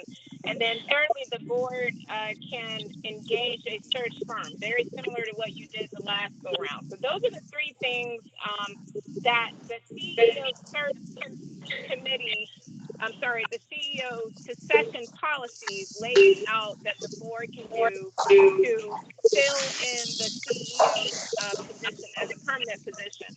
Of course, you have already done all of that. The board at any time can waive your own policy. So this is the current policy that's currently in place.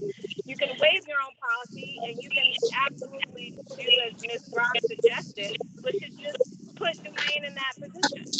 You're never going to stop from waiving your policies at any point in time and pursuing some other path. So I would just point you to the 3 things that you can do that's currently in your CEO succession policy. Your new HR director now probably very familiar with this policy and can assist with that. Or you can waive this policy and make a decision to put Dwayne in that permanent position. Do we still require a minimum of 4 votes through the chair?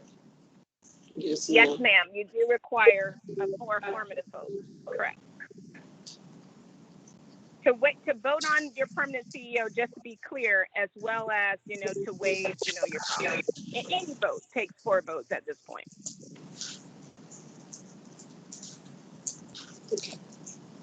Okay, thank you, Ms. Lazikia.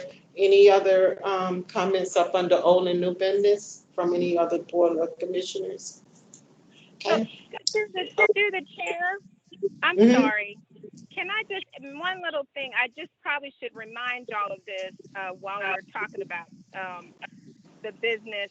Remember, we do have the officers that we do need to fill on a permanent, sort of basis. Typically, you have 3 positions. You have secretary, you have vice chair. These positions are vacant.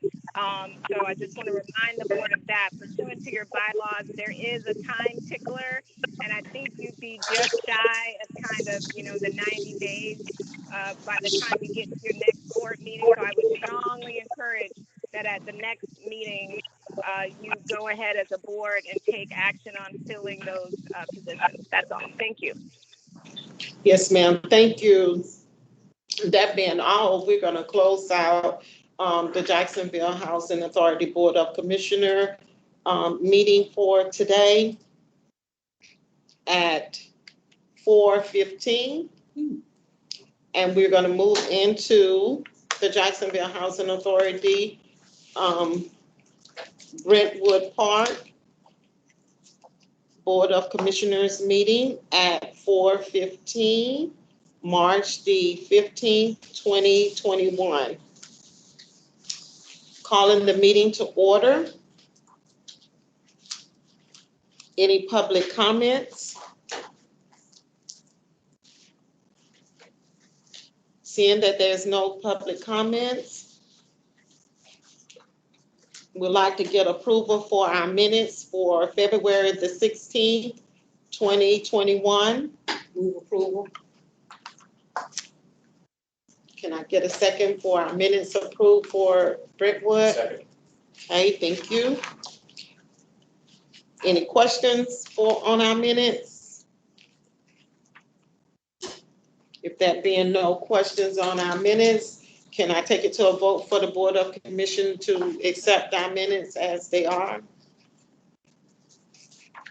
All in favor? Aye. Thank you. Our agent financial report for Brentwood from Mr. Dennis. Good afternoon, Commissioners. Good afternoon. We're looking at our financial statements for Brentwood Park for the month of February. Our year-to-date income, we're budgeting to be at 42%. We're actually at 45%, about $80,000 higher than budgeted, primarily due to higher occupancy than expected. On the expense side, we're at about 41%, so we're keeping our expenses under control, just about $15,000 under what we had budgeted. So Brentwood overall is doing very well financially. Any questions? Thank you, Mr. Dennis. If there's no questions, can I get a motion for our finances for Brentwood? Usually we get it for information. We don't usually approve the financial reports. Right. It's just for information. Okay, all right. Yeah. Okay, so any comments on our financial report? Okay, all right. Well, our finance report, we good. So if that being all, we're gonna close out our Jacksonville Housing Authority Brentwood Park Board of Commissioners meeting for today, March the 15th, 2021 at 4:17. I believe Close that enough. That's what my phone says. Okay. Our meeting is adjourned. Thank you so much, all of you, for your patience.